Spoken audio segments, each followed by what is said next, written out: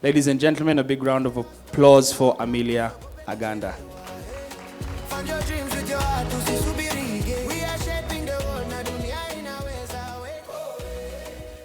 Good evening, guys. Good evening. Thank you. I've had conversations on, how, influencers, creators can be able to build an enterprise out of what they do. And having worked with creators for a while, I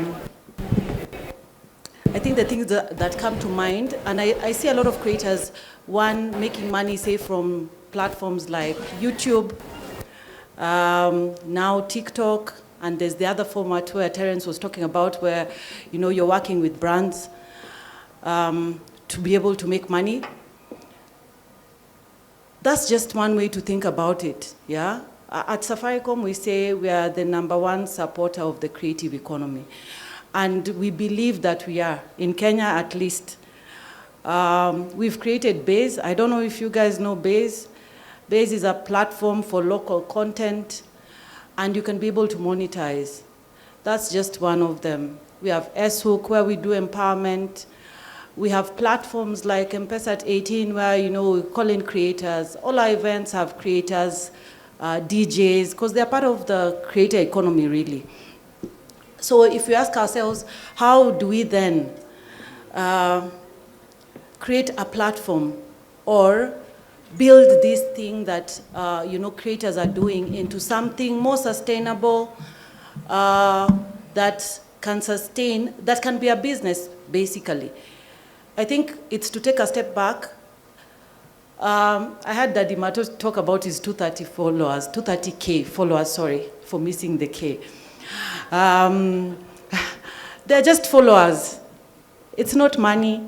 They're just followers. So you have to have value addition. You have to think about how do we partner with this brand so that it can be a more structured business for you. Because I don't need followers.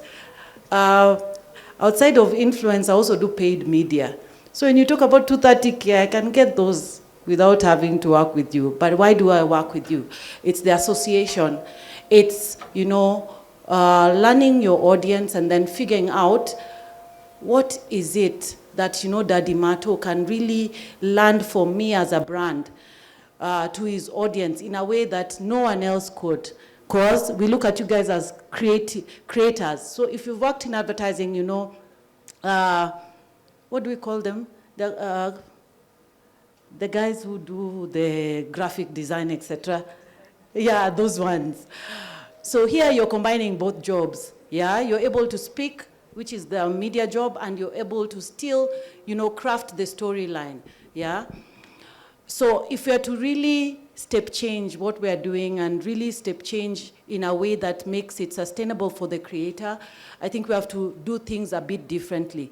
Because brands know that there's value in, working with the creators, but I don't think creators have been taught, or there's a school where people are taught how to work with brands. And we find a lot of things happening in between, and so you find that a brand says, oh, I don't want to associate myself with you, even though there's some little budget that I can be able to work with you on. So I think it's the structure, the learning, how to create content. You know how to storytell for your audiences, not necessarily for the brand. We tried the past 6 months to work with what we call brand advocates, yeah? And these people are meant to, understand our brand and therefore speak on behalf of our brand and do it over a period of time. What we learned very quickly was, yes, they know how to create content for their audiences, not necessarily for the brand. So I think there's some work that needs to be done, and I can see people from the industry, I can see NCBA, Maureen is here. I think there's a lot of work when it comes to teaching when it comes to making the young creators understand what brands are looking for. Because, yeah, 1 million followers is good, but 1 million followers without understanding how to position it is nothing. It doesn't work for me. Yes, I'll get the views, but you've not landed the message that I needed you to land. Thank you, guys. Thank you very much.